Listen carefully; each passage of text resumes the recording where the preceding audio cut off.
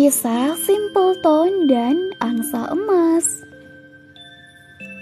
Pada zaman dahulu kala, hiduplah seorang pria yang memiliki 3 putra.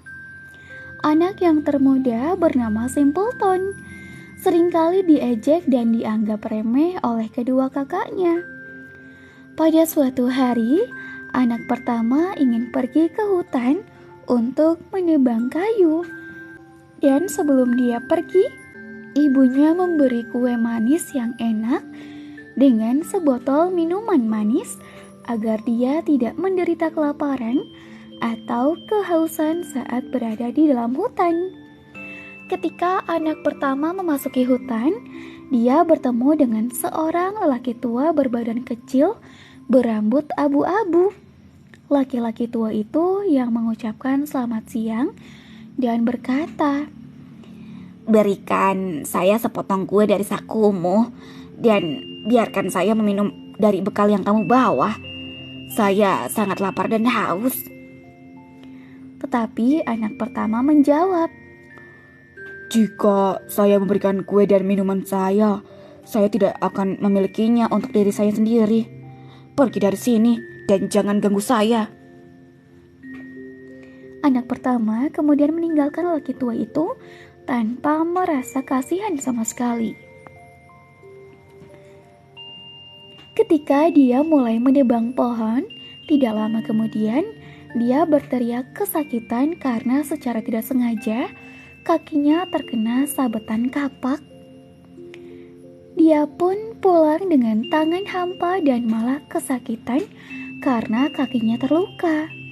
Ternyata kejadian itu merupakan ulah dari lelaki tua berambut abu-abu yang tadi bertemu dengan si anak pertama.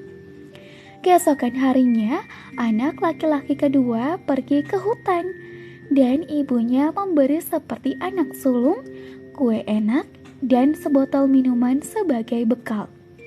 Orang tua berambut abu-abu berbadan kecil itu bertemu dengannya juga dan meminta sepotong kue dan minuman dari bekal yang dibawa anak laki-laki kedua.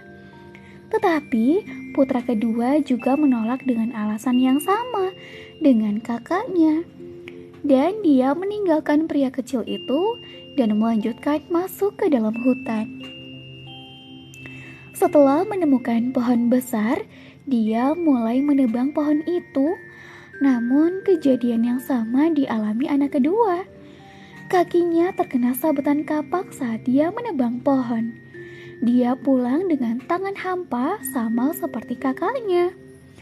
Mendengar kedua kakaknya gagal membawa kayu, Simpleton pun menawarkan bantuan.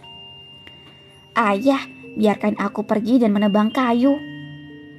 Sang ayah menjawab, "Kedua kakakmu telah melukai dirinya sendiri dengan itu. Kamu tidak mengerti apapun tentang menebang kayu. Hentikan permintaan bodohmu itu." Tapi Simpleton memohon terus-menerus, sehingga akhirnya sang ayah mengizinkan. "Pergilah jika memang itu maumu.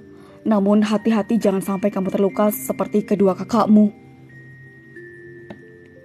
Ibunya memberi kue sederhana dari nasi yang dipanggang di dalam arang dan dengan sebotol teh tawar.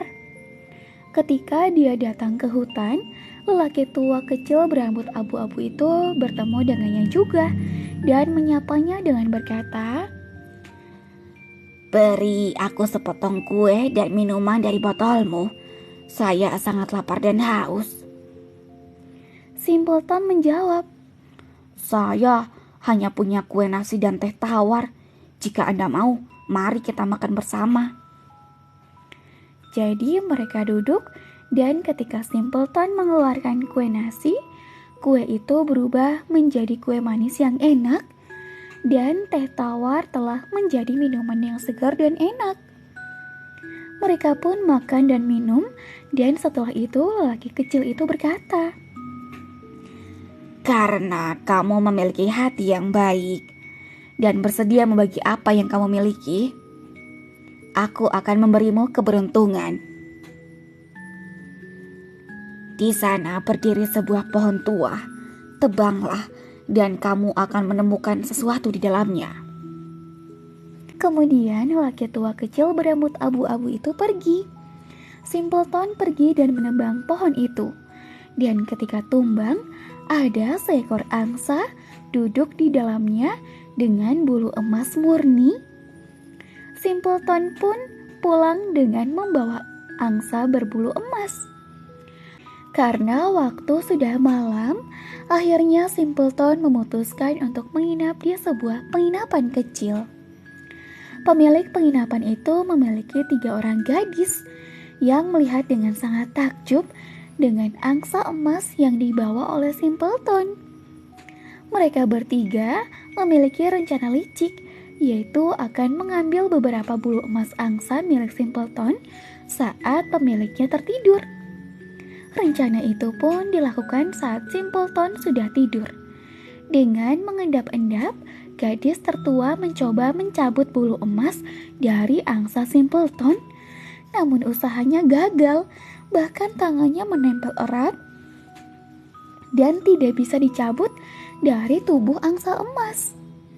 Tidak berapa lama, kemudian putri kedua muncul, berniat melakukan hal yang sama dengan kakaknya. Karena rasa serakah, dia bahkan tidak mempedulikan keberadaan kakaknya. Dia hanya ingin segera memiliki bulu emas dari angsa Simpleton. Kejadian yang sama menimpa putri kedua. Tangannya menempel erat dan tidak bisa dipisahkan dari tubuh angsa emas. Tidak berbeda dengan kedua kakaknya, anak ketiga juga mengalami hal yang sama. Walaupun kedua kakaknya sudah mengingatkan, namun keinginan yang besar untuk memiliki bulu angsa emas membuat putri ketiga tidak menghiraukan ucapan kedua kakaknya. Tangannya pun menempel pada angsa emas milik Simpleton.